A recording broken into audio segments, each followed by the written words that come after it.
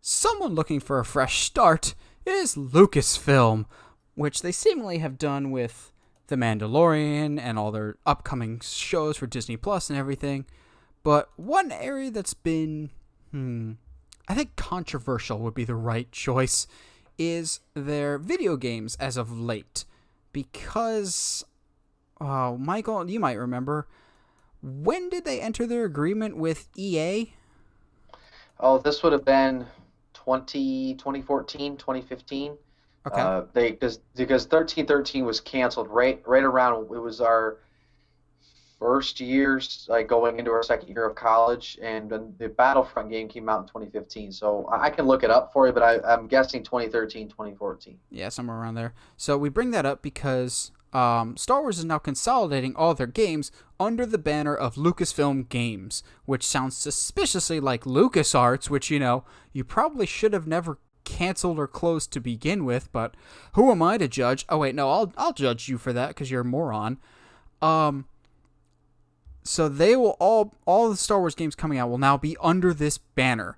What I hope this means is at the end of 2023, Star Wars' agreement with EA runs up. So EA cannot be the sole provider of Star Wars games.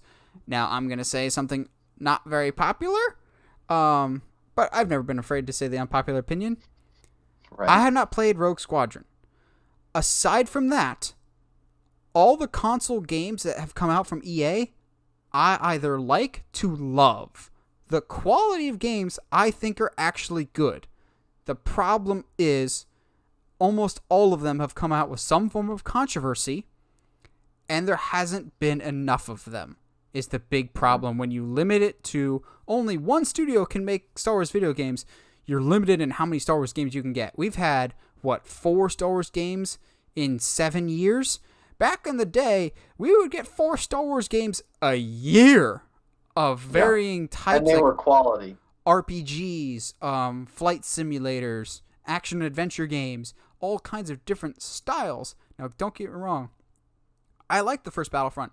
I love Battlefront 2. That is the ultimate redemption story in video games. And Fallen Order, oh my gosh. I don't even care if I make Michael mad. Fallen Order is one of the best Star Wars games ever made. It's far surpassed all my expectations. But the problem is, that is 3 games since 2015. That is not good. I don't mind if EA keeps making Star Wars games so long as they're not, legalized gambling. Yeah. But I want other studios to be able to do that. And under Iger, he clearly didn't care about video games. He said, "Oh, we think EA is doing fine." He kind of made it seem like Disney didn't care to if they were making the video games because they saw, oh, financially they're doing well. But spoiler alert, Bob Iger, video games make a whole heck of a lot of money. That is a big market. So what I'm Yes. hoping is, with everything consolidated into one tent again, we can have more. Now, quantity doesn't always mean more quality, but I would just like more variety. I like the Star Wars games that we get, but I kind of miss the old days when we just had a lot from a lot of different eras. And I'm sure, Michael, you kind of think the same thing. Oh my goodness. I mean that run of Star Wars games between 2003 and 2005 was insane. Lego Star Wars, Knights of the Old Republic 1 and 2, Battlefront 1 and 2, Star Wars Clone Wars. You had Star Wars Jedi Starfighter, Bounty Hunter. Do I need to go on? And Okay. and that Like, take for example, 2005 is the best video game year ever for Star Wars because it had Lego Star Wars, Revenge of the Sith, which was awesome, Republic Commando, and Battlefront 2, yeah. just in one I year. Yeah, it's unbelievable. And even before that too, like I gotta give a shout out to the Jedi Knight games, also unbelievable.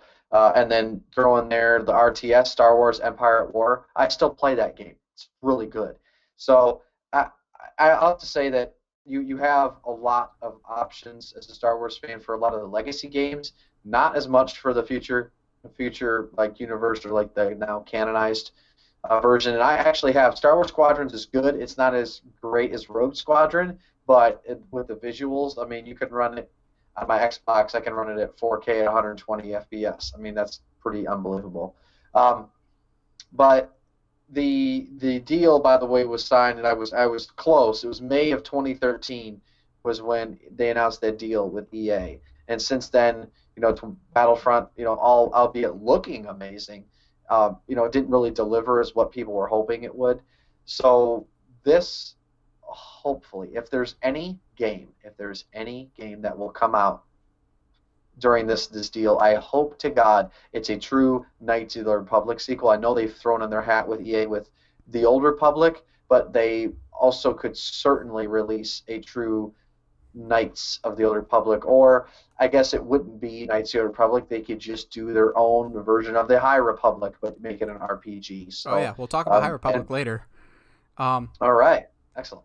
I don't think we'll. Sorry, Michael. I don't think we'll ever get 1313. Um, that was supposed to be No, like no, Star Wars' first M-rated game, and it's supposed to be like the underworld of Coruscant. Underworld. Yeah, that'll never happen. We'll never get that.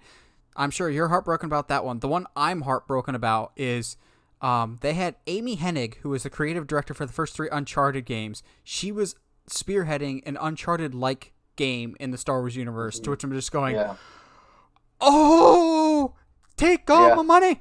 And there's certain elements of that in Fallen Order, like the people complain about Uncharted's climbing mechanic. You can climb for hours. I don't care. I love the climbing mechanics in Uncharted.